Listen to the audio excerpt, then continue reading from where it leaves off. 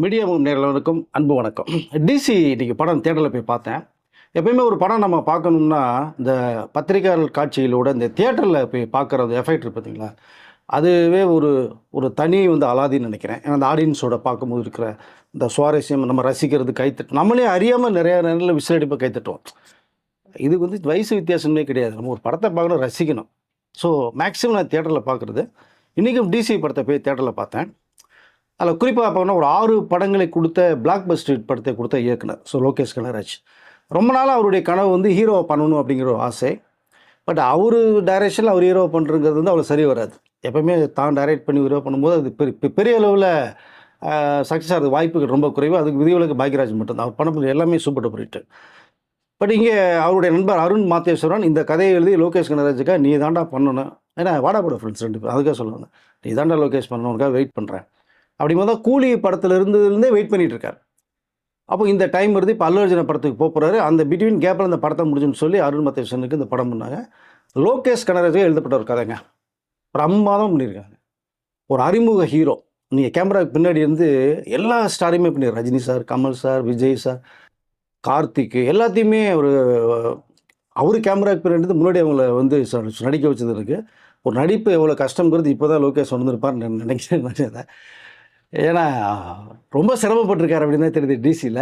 But ஆனாலும் அந்த cigarette பிடிக்கிற ஒரு ஸ்டைலு, அப்படி பார்க்குற லுக்கு, அந்த ஸ்லோ மோஷனில் திரும்பி வர்றது, அந்த மோப்படி போட்டு அந்த துப்பாக்கி எடுக்கிற அந்த துப்பாக்கி ரோல் பண்ணுற ஸ்டைல் இதெல்லாம் பார்க்கணும்னா எனக்கு ஆரம்ப காலத்தில் ரஜினி சார் படங்கள் நிறையா பார்த்த அந்த ஒரு டோன்லேயே இருந்தது இந்த படம் பார்க்கும்போது. அதை கிட்டத்தட்ட கமல் ஃபேன் சொல்லியிருக்காரு. ஆனால் என்னை பொறுத்துன்னு பார்த்தா அவர் பயங்கர ரஜினி ஃபேனாக தான் இருப்பார்னு நினைக்கிறேன். இந்த படத்தில் அந்த ஸ்டைல் நிறைய பண்ணிடுற மாதிரி தோணுது எனக்கு அதை. ஸோ இந்த ஃபஸ்ட்டு படம் அப்படிங்கிற அளவுக்கு அவர் ரொம்ப மோசம்லாம் பண்ணல. ஸோ அப்படி தான் நம்ம படம் பார்க்கும்போது தெரிய வருது. என்ன கேரக்டரோ அதை ரொம்ப அந்த எஃபர்ட் போட்டு இன்வால்மெண்ட்டோடு அவர் பண்ணியிருக்கிறதா தெரியுது அதை.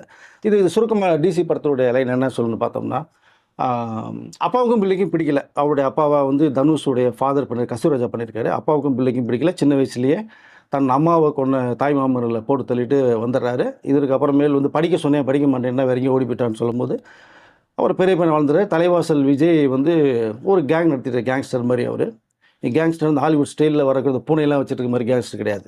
இது லோக்கல் கேங்ஸ்டர். பட் கேங்ஸ்டர் எப்படி தலைவாசல் விஜய் செலக்ட் பண்ண தெரியல. ஆனால் அருமையாக பண்ணியிருக்காரு. 4 சீன் இருந்தாலும் நச்சின் பண்ணியிருக்காரு. ஸோ அவரோட போய் சேர்ற நம்மளுடைய ஹீரோ லோகேஷ் கனகராஜ், அவரோட இருக்கிற 4 ஃப்ரெண்ட்ஸ். அவங்களாம் பார்த்தா இதுக்கு முன்னாடி படம் பண்ணிங்கன்னு தெரில எனக்கு. கிட்டத்தட்ட பண்ணியிருப்பாங்க நினைக்கிறேன். இந்த அளவுக்கு அவங்க ஃபுல் எஃபோர்ட் பண்ணியிருக்காங்கன்னா நமக்கு எல்லாமே புது முகங்களாக தெரியுது பார்வைக்கு எல்லா பேருமே.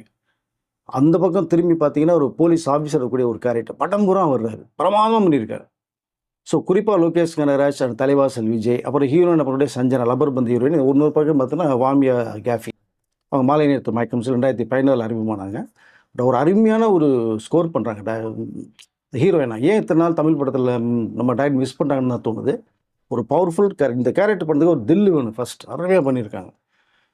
பட் அந்த 4 ஃப்ரெண்ட்ஸோடு இருக்கிற லோகேஷ் கனகராஜ் தலைவாசல் விஜய் என்ன கைட் பண்ணுறோ அதை ஃபாலோ பண்ணக்கூடிய ஒரு கட்டத்தில் போலீஸ் அதாவது இந்த துப்பாக்கிகள்லாம் ஜீப்பில் கொண்டு வரும்போது பாம்பு பிளாஸ்ட் பண்ணி துப்பாக்கியில் லோகேஷ் கனகராஜோட கேங்கு கடத்திட்டு போயிடுறாங்க.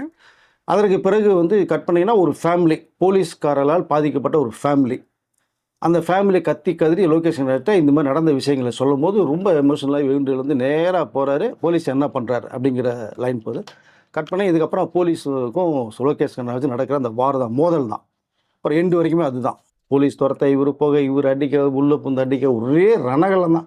பட்டத்தில் ரத்தம் தெரிக்குது பாருங்கள். ஸ்க்ரீன்லேருந்து தெரிச்சு நம்ம மேலே ஆடியன்ஸ் மேலே தெரிக்க நிறைய ஷார்ட்ஸ் பண்ணியிருக்காங்க. அந்த ஒரு பக்கம் துப்பாக்கி குண்டு டமார் டிமிங்கிறது, ஒரு பக்கம் வீச்சருவா. லோகேஷ் கனகராஜை பார்க்கும்போதெல்லாம் இனிமேல் பேச்சே இல்லை, இனிமேல் வீச்சு தான் அப்படின்னு சொல்லி ரஜினி சார் வேட்டையில் பார்த்துற டைலாக் தான் இதில் இருக்குது. ஒரே வீச்சு தான். மனுஷன் அந்த ஹேர் ஸ்டைலு, தாடி, அதை அப்படி பார்க்குற லுக்கு, சிகரெட்டு தம்முங்கையுமா தான் வர்றார். பேசுகிற டைலாக் கூட வாயில் சிகரெட் வச்சுருக்கா அதிகமான அதுதான் ரஜினி சார் படத்தை கம்பேர் பண்ணேன். ஸோ ஃப்ரேம் பை ஃப்ரேம் உண்மையிலே ரொம்ப கிளாஸாக பண்ணியிருக்காருன்னு தான் சொல்ல முடியும். கொடுத்த கேரக்டர் பவர்ஃபுல்லாக இருக்குது. பட்டு அவர் இன்னும் கொஞ்சம் நடிக்கிறதுக்கு லோகேஷ் கொஞ்சம் ட்ரைனிங் கண்டிப்பாக எடுத்தாங்கன்னு வழி கிடையாது. ஆனால் இந்த படத்துக்கு அது தேவையில்லை. அப்படி ஒரு கதை அம்சோடு தான் பண்ணியிருக்காங்க. நல்ல ஒரு கரடும் புரடான ஒரு தோற்றம், ரொம்ப ரஃப்பான ஒரு கேரக்டர். அப்பா மேலே பாசத்தையே வச்சுட்டு இருக்கிறது, ஃபோன் பண்ண எடுக்க மாட்டார். அந்த ஒரு சென்டிமெண்ட் இது. இந்த பக்கம் கேங்ஸ்டர், ஃபேன்ஸோட ஃப்ரெண்ட்ஸோட 4 ஃப்ரெண்ட்ஸும் தெறிக்க விட்ருக்காங்க. படத்தில் வர சீன்லாம் ஒவ்வொருத்தருக்கும் பவர்ஃபுல் டயலாக். அது கிளைமாக்ஸ்லாம் ஒருத்தர் வரக்கூடிய மொட்டத்தில் வரக்கூடிய ஒரு கேரக்டர்லாம் அடித்து பிளாஸ்ட் பண்ணும்போதெல்லாம் தியேட்டரே அதிருதுங்க. நிறைய பேருக்கு ஸ்பேஸ் வந்து லோகேஷ் கனகராஜ் கொடுத்துருக்காரு அப்படின்னு தான் சொல்ல முடியும். ஃபஸ்ட்டு வந்து ஹீரோயினை வரக்கூடிய அந்த சஞ்சனா, அவங்க பாடுற அந்த கிளப்பில் வந்து தண்ணி அடிச்சுட்டு பண்ணுற அந்த கிளப்பில் சிங்கிங்கை வரும்போது பார்த்தோம்னா, அவங்க தம் அடிக்கிற ஸ்டைலு, பேசுகிறது, அதில் கொஞ்சம் எமோஷனல் லவ் ட்ராக் வர மாதிரி அங்கே ஒரு ட்விஸ்ட் வச்சுருக்காரு டைரக்டர். அது நீங்கள் படம் பார்த்து தெரிஞ்சுங்க. அப்படியே கட் பண்ணிங்கன்னா இன்னொரு ஹீரோயின் இன்ட்ரடியூஸ் பண்ணுறாங்க. அந்த ஹீரோயின் தவிர பார்த்தா ஒரே சேம் அந்த ஹேர் ஸ்டைலு, அந்த ஃபேஸ் பார்த்தா கிட்டத்தட்ட மேட்ச் அப்படியே இருக்கும். ஸோ டைலாக் 2 பேரும் மேட்ச் ஆகிற மாதிரி கொண்டு போயிருப்பாங்க. அதான் வாமியா கேஃபி பண்ணியிருக்காங்க. பிரமாதமான ரோலுங்க. அவங்க வர சீன்லாம் ஓப்பனிங் பார்த்தோம்னா ஒரு அது கேரக்டர் வந்து இன்ட்ரடியூஸ் பண்ணாங்க. பட் கேரக்டர் வந்து பவர்ஃபுல் ரோல் தான் அது. கடைசியில் வந்து அங்கேருந்து அடித்து அது இந்த இன்ட்ரோல் பிளாக்லாம் வந்து ஃபைட்டு சீன்லாம் திருக்க விட்ருக்காங்க. ஸ்டன் மாஸ்டர்லாம் பின்னிருக்கார் அதை. முக்கியமாக சொல்லப்போனால் அனிருத், ஸ்டன் மாஸ்டர் லோகேஷ் 3 பேரும் படத்தில் வந்து விளையாடி இருக்காங்கன்னு சொல்ல முடியும். அது ஸ்டன் மாஸ்டர்லாம் படத்தை அவரு இன்னொரு ஹீரோ சொல்லலாம். அது இன்ட்ரோல் பிளாக் ஃபைட்டு, போலீஸ் ஸ்டேஷனில் ஃபைட்டு, கிளைமாக்ஸ் ஃபைட்டு, அடடா நம்ம வந்து ரசிக்க முடியாது இருக்குங்க ஃபைட்டு. அதுதான் ரொம்ப இம்பேக்ட். அது இந்த வாமியா கேஃபிலாம் ஸ்டேஷனுக்குள்ளே உள்ளே வந்து அந்த சாரியை போத்திட்டு உள்ளே போகும்போது வேறு ஏதோ நடக்கிறது மாதிரி பார்த்தோன்னா அங்கே 2 கன் எடுத்து அடிக்கிற அந்த ஃபைட் சீன்லாம் பார்த்தீங்கன்னா அடடா சர்ப்ரைஸாக ட்விஸ்ட் மேலே ட்விஸ்ட் வச்சுருப்பாங்க. அந்த கேரக்டர் மேலே சிம்பத்தி வர்றது மாதிரி இருக்கும். அது இந்த ஈரோட்லேருந்து பணம் தேவைன்னு லோகேஷ் சொல்லும்போது, ஈரோட்டில் இந்த இடத்துக்கு போ, அந்த இடத்துக்கு பஸ் ஸ்டாண்டு போ, ரயில்வே ஸ்டேஷன் போ, இந்த போ இங்கே முடிச்சு நான் இடத்துக்கு போய்ட்டு வரும்போதெல்லாம் என்னமோ மாதிரி வச்சுருப்போம். பார்த்தா பணம் தரும்போதெல்லாம் அது நீங்கள் தேட்டரில் வந்து ரசிங்க, அப்போ தான் தெரியும். பிரமாதம் பண்ணியிருக்காங்க. ரொம்ப கிளாப்ஸ் சொல்லுங்க அந்த சீன்லாம் உங்களுக்கு அதை. ஸோ இப்படி ஒட்டுமொத்தமாக நம்ம சொல்லிகிட்டே போகலாம். பட் இந்த கதைன்னு ஒன்று கேட்டிங்க அப்படின்னா, இன்றைக்கி கதையை பெருசாக எதிர்பார்த்து போக வேண்டிய அவசியம் நான் நினைக்கிறேன். நான் ஸ்க்ரீன் ப்ளே ரொம்ப ஷார்ப்பாக பண்ணியிருக்காங்க. படம் ஆரம்பிக்குது, இன்டர்வல் மேலே வந்து ஓப்பன் பண்ணுறாங்க, படம் எண்டு, அவ்வளோதாங்க. கொடுத்த 200 ரூபாய்க்கு ஒரு 2.5 மணி நேரம் நீங்கள் ஜாலியாக என்ஜாய் பண்ணிட்டு வரலாம். தியேட்டரில் வந்து ஃபுல்லாக பார்த்தா என்ன சொல்கிறது, ஜென்ஸிக்கிட்டு தான் பண்ணுறாங்க. எல்லாம் 20 வயசு பொண்ணுங்க, பசங்க ஜாலியாக வந்து படம் பார்த்து ரொம்ப ரசித்து நம்ம படத்தை பார்க்கும்போது, ஃபஸ்ட்டு படம் லோகேஷ்க்கு ஹீரோங்கும்போது உண்மையிலேயே நடிப்பு கொஞ்சம் அடுத்தடுத்த படங்களுக்கு வரும். எல்லாருக்குமே ஃபஸ்ட்டு படம் எப்படி வரும், வரதுக்கு வாய்ப்பு இல்லை. பட் படம் பூரா வர்றது சீனெல்லாம் பார்த்தீங்கன்னா மிரட்டியிருக்காரு அப்படின்னு தான் சொல்ல முடியும். ஏன்னா மேக்கப் கிடையாது. டைலாக் டெலிவரி மட்டும் இன்னும் கொஞ்சம் தெளிவாக பேசினால சில டைலாக் புரியல நமக்கு அதை. அப்புறம் பார்த்தீங்கன்னா இந்த சில வந்து ஆபாசமான டைலாக் கொஞ்சம் இருக்குது. அதான் படத்துக்கு ஏசி ரேட் கொடுத்துட்டாங்க, அதை நம்ம சொல்ல முடியாது. இருந்தாலும் அந்த கதைக்கு அந்த டைலாக்கு தேவை, இந்த ரத்தம் தெரிக்கிறது மாதிரி ஷார்ட்ஸ்லாம் தேவை, ஒரு வழி கிடையாது. அப்போ தான் அந்த படத்துக்கு ஒருத்தாக இருக்கும், அதனால் வச்சுருப்பான்னு நினைக்கிறேன். ஆனால் அந்த செகண்ட் ஹீரோனை வரக்கூடிய இல்லை அவங்க தான் ஃபஸ்ட் ஹீரோன்னு வச்சுக்கலாம், வாமியா கேஃபே, அவங்கள பேசுகிற அந்த டைலாக்லாம் பார்த்தீங்கன்னா ஒரு மாதிரி இரிட்டேட்டாக இருக்கிற மாதிரி இருக்கும். ஆனால் பார்த்தீங்கன்னா அந்த டைலாக் மூலம் அவங்க மேலே சிம்பத்தி நமக்கு வரும். ஸோ அப்படி ஒரு ரோல் பண்ணியிருக்காங்க அதை. ஸோ அடுத்ததாக கேமராமேன் சொல்லி ஆனுங்க. அதான் அந்த ஃபைட் சீன்லாம் உள்ளுக்குள்ளே ஒரு செட்டை போட்டு நின்று பண்ணியிருக்காங்க பாருங்கள். திரிக்க விட்ருக்காங்க. கேமராவில் விளையாடி இருக்கார். அந்த ஒயிட் ஆங்கிளில் வச்சுட்டு அவுட்டோர்லாம் பார்த்தோம்னா ஒரு ட்ரையான ஒரு லொக்கேஷன், இந்த மாதிரி லொக்கேஷன் நம்ம கண்டிப்பாக நம்ம பார்க்கணும். அப்படி ஒரு லொக்கேஷன் செலக்ட் பண்ணி ரொம்ப கஷ்டப்பட்டு எஃபோர்ட் பண்ணிருக்காருன்னு நினைக்கிறேன். எடிட்டர் அந்த கட்ஸ் எல்லாம் வந்து எடிட்டிங் சூப்பராக பண்ணியிருக்காங்க. ஸோ ஓவராலாக டெக்னீஷியன் பிரமாதம் அவங்களுக்கு கொடுத்த வேலையை பண்ணியிருக்காங்க. ஸ்கிரிப்டு நார்மலான ஒரு ஸ்கிரிப்ட் தான், ஒரு ஆக்ஷன் மசாலா ஸ்கிரிப்ட் தான். அதுக்குள்ளே நல்ல ஒரு 2 சென்டிமெண்ட் ஹீரோயின்ஸ் மேலே வச்சுருக்காங்க, ஒரு அப்பாப்புல சென்டிமெண்ட் வச்சுருக்காங்க. முக்கியமாக இந்த படம் எதுக்கு தேவை லோகேஷ் கனகராஜ் அப்படிங்கிற ஒரு விஷயம் இருக்குது. நீங்கள் படம் பார்த்து தெரிஞ்சுங்க. அதுதான் ஓப்பனிங் ஒரு சீனு. எண்டில் அந்த பணத்தினால லோகேஷ் என்ன பண்ண போகிறாரு அப்படிங்கிறது வந்து எண்டு ஒரு சீன் வச்சுருப்பாங்க. நல்லா ஜாயிண்டாக கோரியை வச்சுருப்பாங்க. போலீஸுக்கும் லோகேஷ் கனகராஜ் நடக்கிற அந்த வாரில் எண்டில் எல்லா பேருமே ஒரு மாதிரி ட்விஸ்ட்டு வச்சு கொண்டு போகிறாங்க. போலீஸ் வின் பண்ணாங்களா இல்லை லோகேஷ் கனகராஜ் கேங் வின் பண்ணிச்சா, அந்த ஹீரோயின் நிலைமை என்னாச்சு, ஸோ அந்த ஹீரோயினுடைய நிலைமை. ஏன்னா பார்த்தீங்கன்னா எல்லா இடத்துலையும் டப்புன்னு போட்டு தள்ளிட்டு போயிட்டே இருக்காங்க.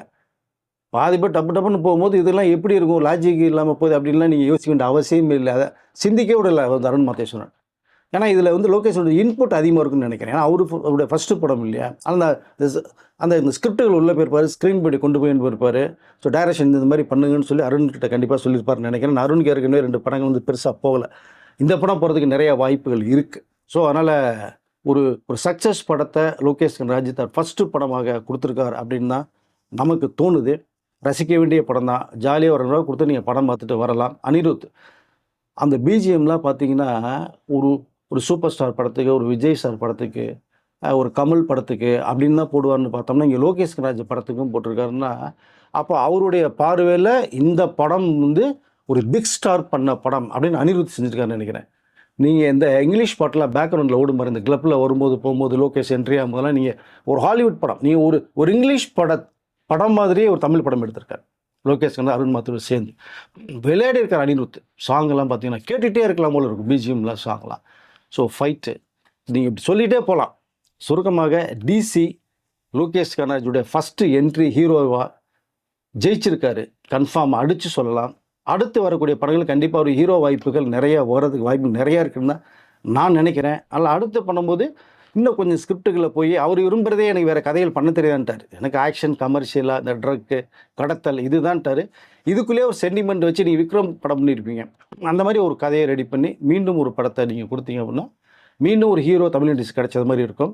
உண்மையிலே லோகேஷ் கனகராஜ் மேலே இந்த படத்தின் மூலமாக தனி ஒரு மரியாதையை வந்துருக்குன்னு தான் சொல்லலாம். ஹீரோவாக மீண்டும் நம்ம தமிழ் இண்டஸ்ட்ரி ஒரு ஹீரோ கிடச்சிருக்காருங்கிறதுக்கு சொல்ல வரேன். ஸோ நல்ல ஹைட்டு வெயிட்டாக கலராக அழகம் ஸோ நீட்டாக பண்ணியிருக்காரு. டிசி பொதுவாக ஜென்ஸு கிட்டையும் தாண்டி எல்லா பேரும் பார்க்கக்கூடிய படமாக தான் இருக்குது. ஏஸ் அப்படின்னால சில காட்சிகளை தவிர்த்துட்டால் ஸோ நல்லாயிருக்கும். எல்லா பேரும் தியேட்டரில் போய் பாருங்கள். ஸோ ரசிங்க, கொண்டாடுங்க. ஒரு நல்ல என்டர்டைன்மெண்ட் படத்தை வந்து லோகேஷ் கனகராஜ் வந்து ஃபஸ்ட்டு படமாக கொடுத்துருக்காருன்னு தான் சொல்லிக்கலாம். மீண்டும் ஒரு சந்திக்கிறேன். நன்றி. வாங்க.